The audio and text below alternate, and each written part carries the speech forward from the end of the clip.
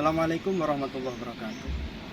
Perkenalkan, nama saya Gerto SPDI, guru mata pelajaran PAIBP di SDN Kauman 04, Kecamatan Widuturan, Kabupaten Ngawi, sekaligus mahasiswa PBGPI dalam jabatan batch 2 di LPTKI AIN Ponorogo tahun 2024 dengan nomor peserta 3521800000668. Pada hari ini, Selasa tanggal 28 Januari 2025, saya akan melaksanakan ujian kinerja praktek pembelajaran PPGPI dalam jabatan 2024 di kelas 6 SDN Kauman 4 semester 2 dengan materi bab 7, indahnya ketetapan Allah Subhanahu wa taala. Terima kasih, selamat menyaksikan. Assalamualaikum warahmatullahi wabarakatuh. Assalamualaikum warahmatullahi wabarakatuh. Waalaikumsalam warahmatullahi wabarakatuh. Gimana semangat hari ini?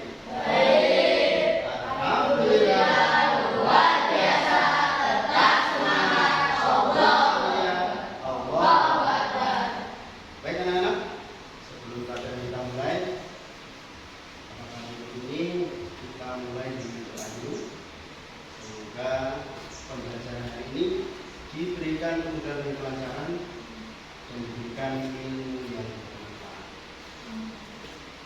Silakan ketua kelas untuk punya. Persiapan kerja mulai.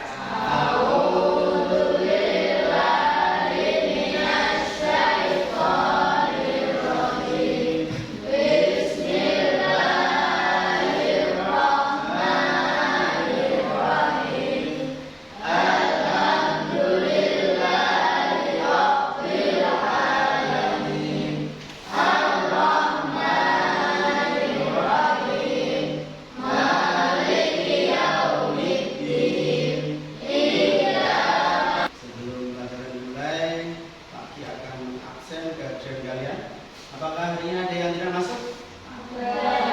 Siapa yang tidak masuk hari ini? Ari dan Tegar. Kemana? Ari? Tegar juga sakit? Kita doakan semoga teman kita yang sudah sakit semoga diberikan kesembuhan dan besok di pelajaran selanjutnya bisa belajar bersama-sama. Amin. Baik. Karena kehadiran hari ini dua anak yang tidak masuk, jadi orang sakit. Baik anak. Dan sebelum kita masuk ke materi, yuk untuk menambah semangat anak-anak berdiri dulu. Kita SBK menyanyikan lagu Rukun Iman. Masih ingat ya anak-anak ya? Dengan hitungan ketiga mulai ya. 1, 2, 3. Iman tertanam di dalam hati, beriman cirinya orang soleh, yang iman peduli sayang Allah. Marilah kita semua beriman, pertama iman kepada Allah, kedua iman kepada pembelajaran. Kita mempelajari materi hari ini adalah yang pertama, yaitu kita setelah kita mempelajari indahnya ketetapan Allah ini, yang pertama peserta didik mampu menjelaskan mana iman kepada Allah. Jadi apa itu pengertian iman, apa itu kemudian qadha dan qadar. Kemudian yang kedua, peserta didik mampu menjelaskan jenis. Jadi nanti qadha dan qadar dibagi menjadi beberapa jenis. Untuk yang ketiga, mampu menjelaskan atau memberikan contoh qadha dan qadar. Jadi nanti ada contoh-contoh di kehidupan nyata, itu termasuk takdir yang mana. Kemudian yang terakhir, yaitu menumbuhkan sikap rendah hati, sabar dan optimis dalam menghadapi takdir. Ya anak-anak, sebelumnya siapa yang mau tahu apa itu qadar dan qadar? Belum? Qadar dan qadar biasa disebut takdir. Itu rukun iman yang ke-6. Kemudian Siapa yang sudah tahu contoh takdir? Apa contohnya? Jenisnya ada berapa? Sudah ada yang pernah tahu? Belum ya? Kemudian mengapa kita perlu bersikap ikhlas dalam menerima takdir? Dalam materi ini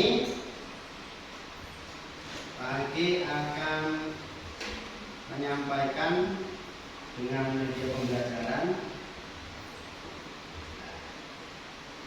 Disiapkan alat tulis dan buku paketnya, silakan dibuka. Di materi ini nanti Pak Agi akan memulai dengan video pembelajaran, dan sekiranya nanti ada materi yang penting, pokok-pokok materi yang penting kita rangkum ya, kita rangkum bersama-sama, lalu nanti kita simpulkan dari materi yang telah Pak disampaikan. Anak-anak, dalam video pembelajaran kali ini kita akan mempelajari materi tentang menerima foto dan kodar dengan subtema makna foto dan kodar.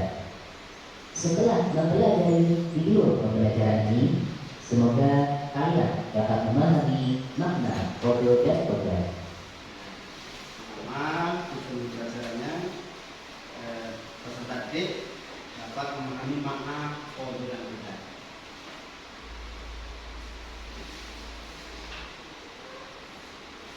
Anak-anak, apakah kamu masih ingat rukun iman yang keenam itu apa?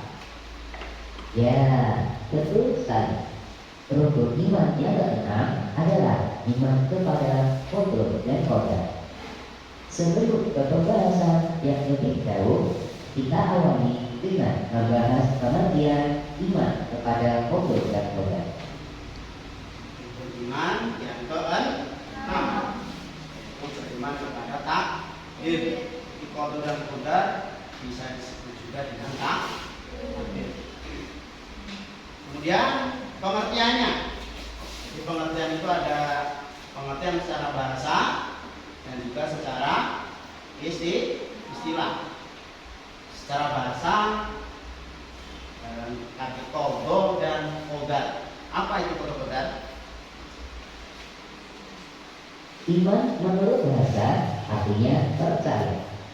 Sedangkan iman menurut istilah adalah meyakini dengan sepenuh hati. Jadi ini pengertian iman dulu ya.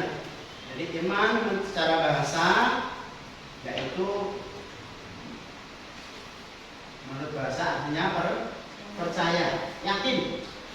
Sedangkan menurut istilah yaitu meyakini dengan sepenuh hati, kemudian mengucapkan dengan lisan, kemudian mengerjakan dengan pengamalan, nanti dilakukan dengan perbuatan.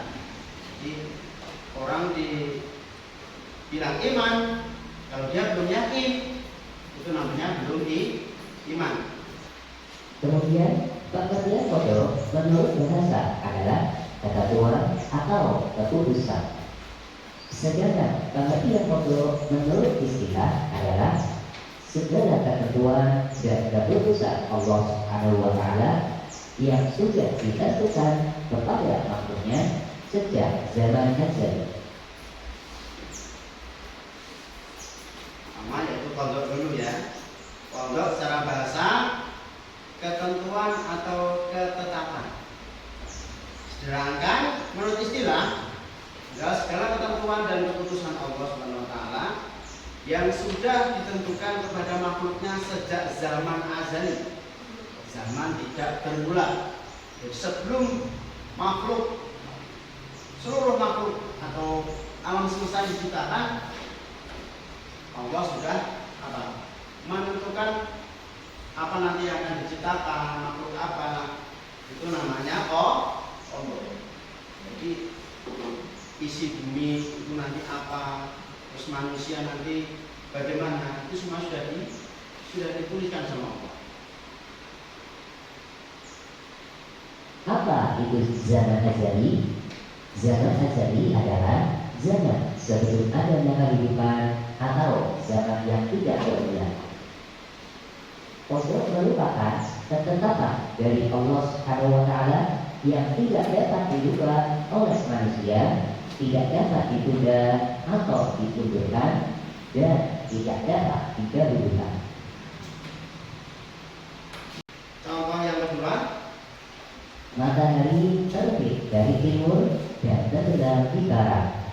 Matahari terbit dari timur dan tenggelam di barat. Itu semua adalah rencana dari Allah Subhanahu wa Ta'ala, dan itu sudah menjadi ketetapan yang sudah kita ketahui bahwasanya matahari terbit dari sebelah timur, tenggelam di sebelah barat.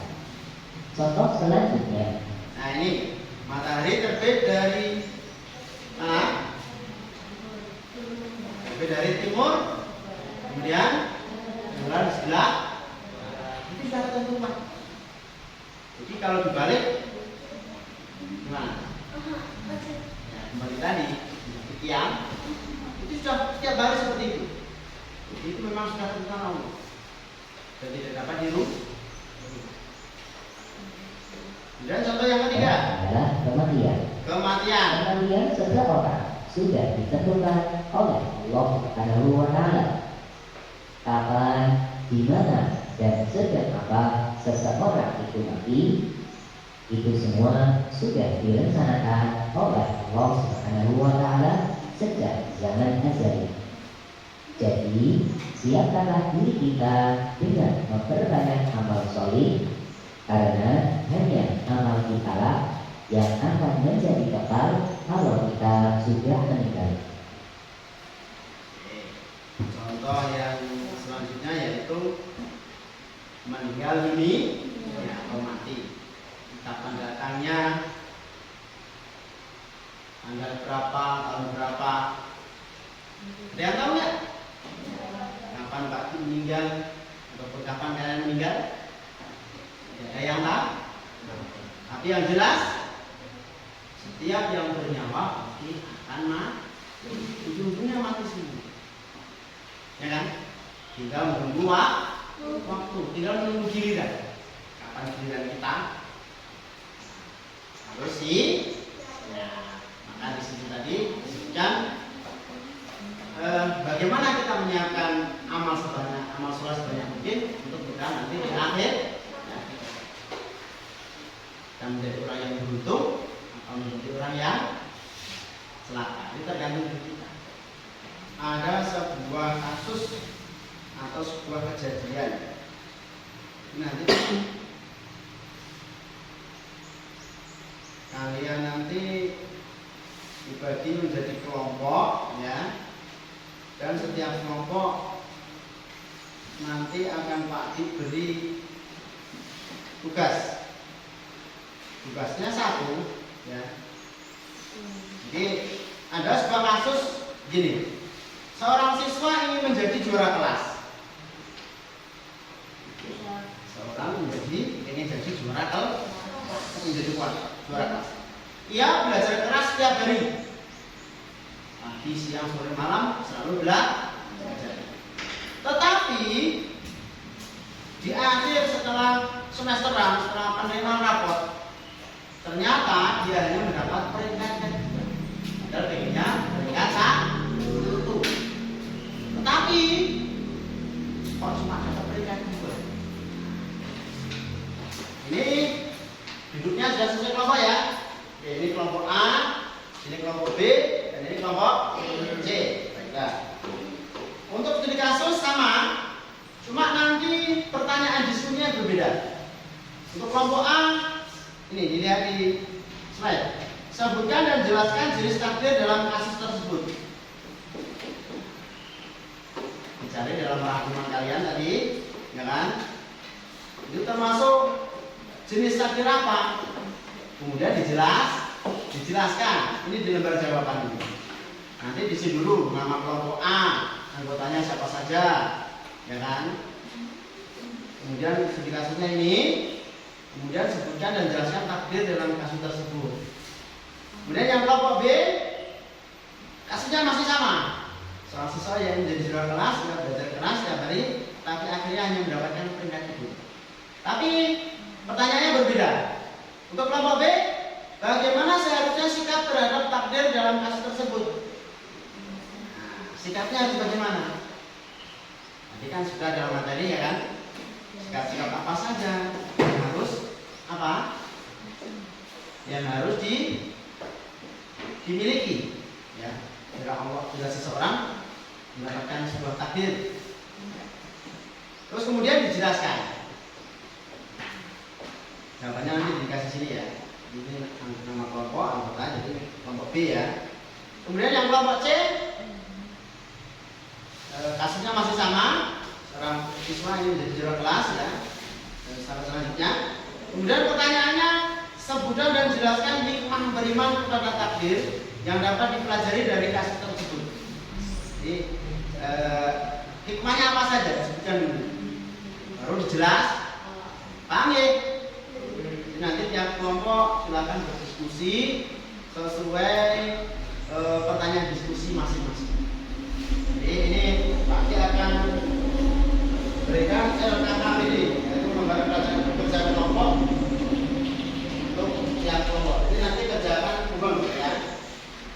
Begini. Kemudian ini kelompok B. Jadi nanti dikerjakan. Dan ini untuk kelompok C. Jadi dikerjakan secara berkelompok. Silakan hadapnya. Dua.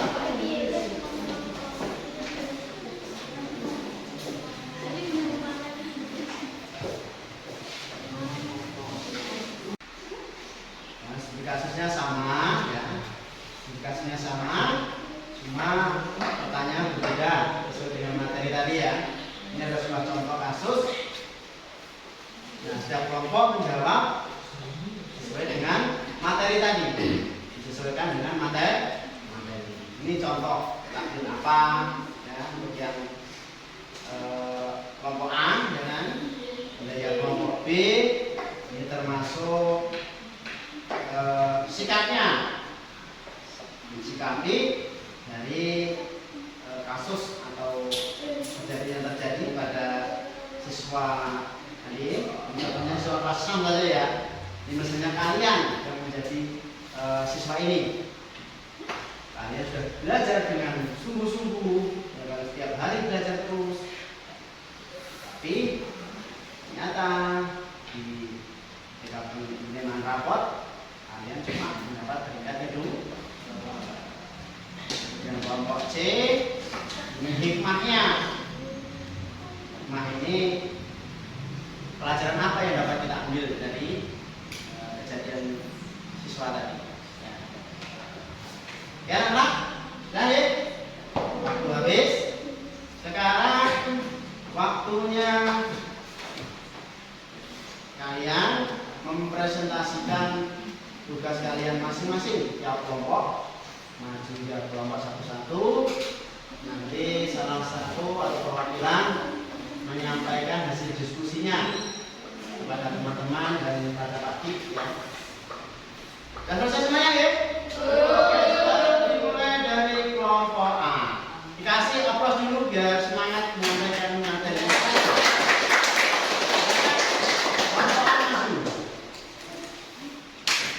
Baris dengan sini ya. Semuanya gitu.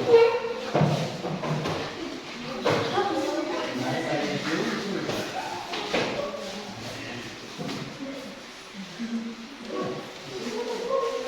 Kelihatan di sini.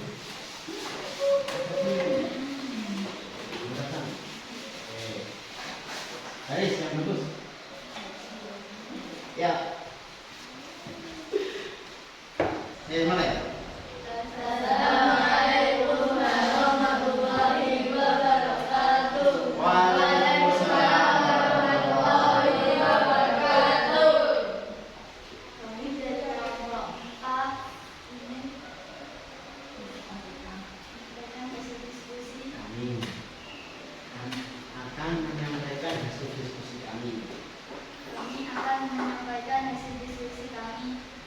Pertanyaannya dibaca, sebutkan dan jelaskan.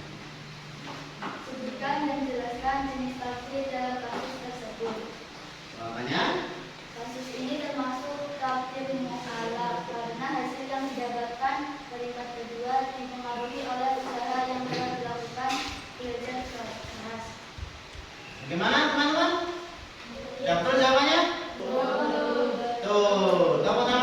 untuk kelompok A.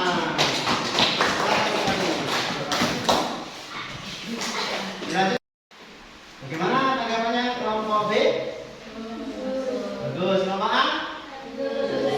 Oke, tepuk tangan untuk kelompok C.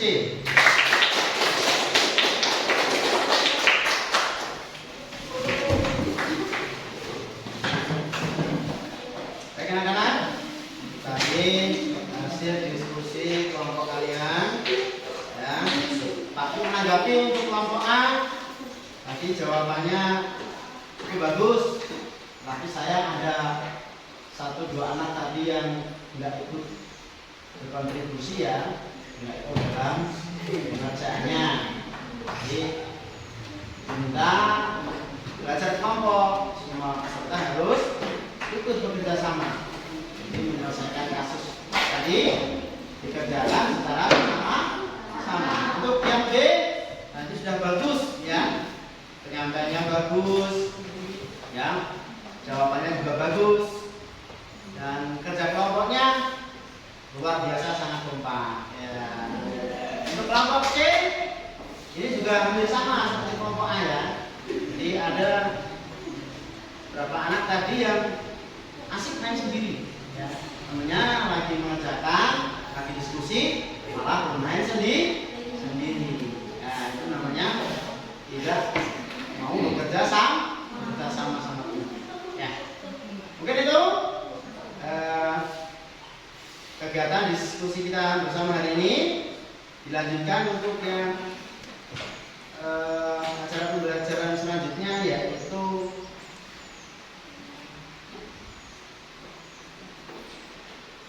nah ini kita akan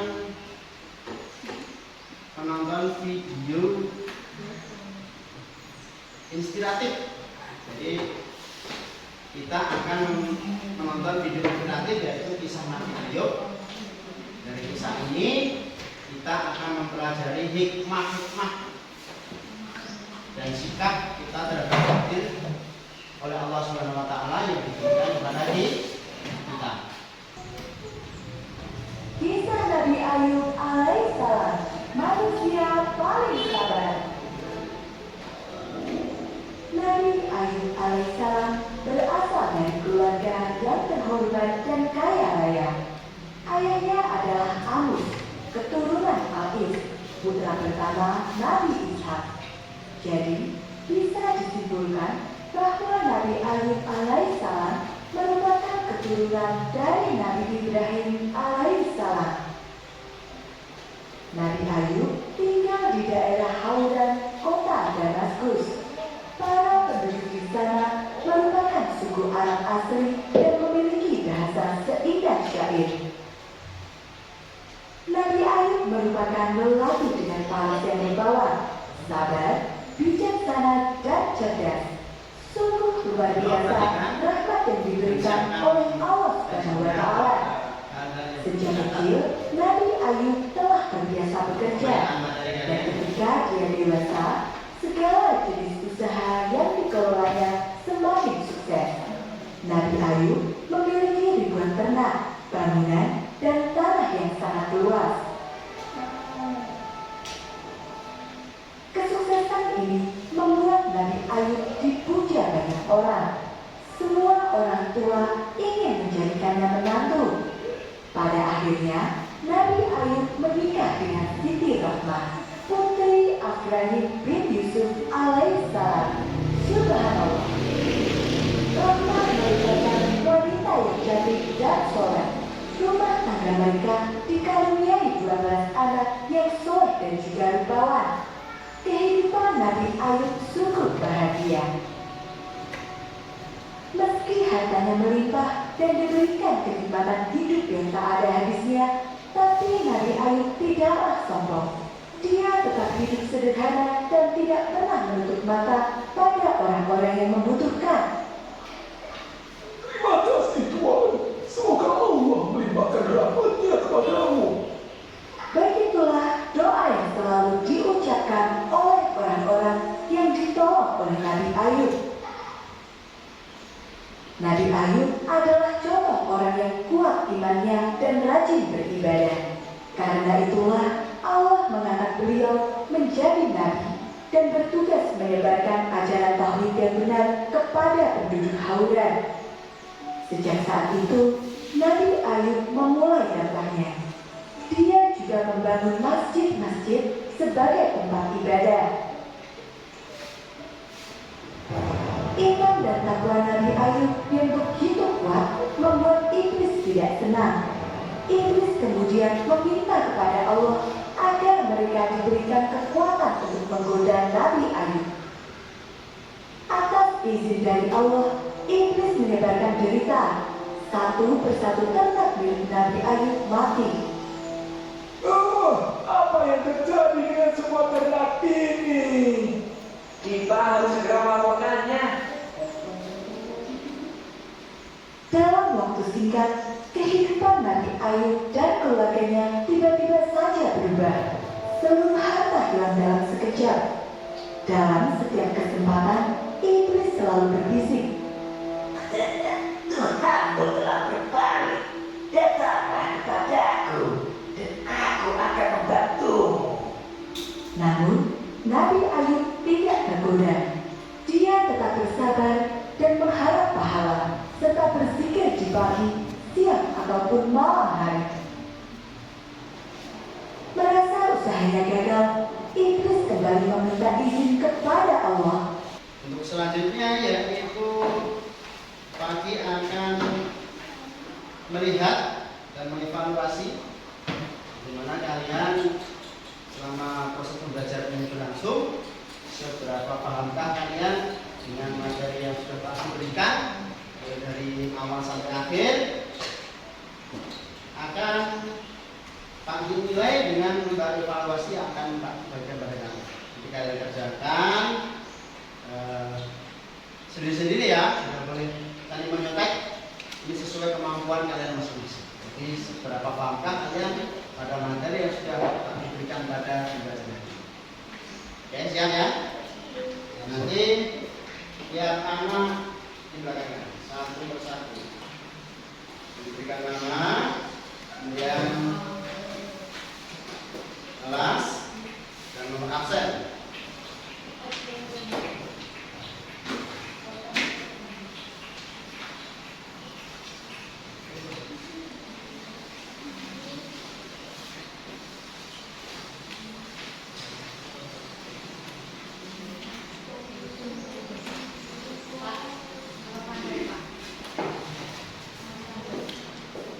Ya, nama lengkap, kemudian kelas. Ini semester 2 ya. Semester 2, kemudian nomor absen. Pak, kelas atau semester ini masih deh, Pak. Kelas 6, semester 2.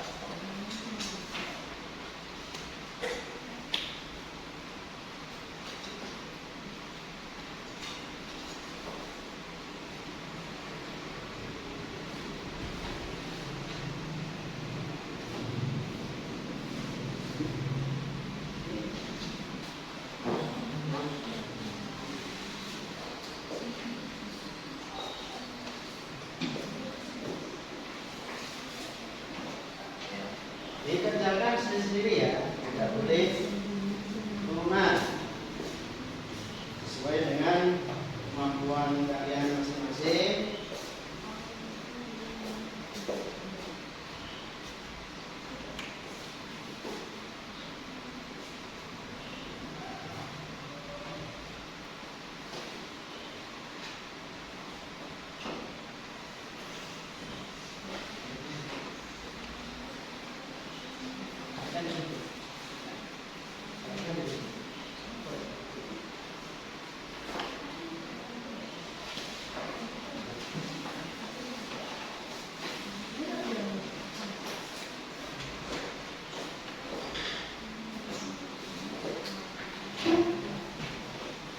Dan anak, sudah selesai semua? Sekarang ketua kelas mengumpulkan.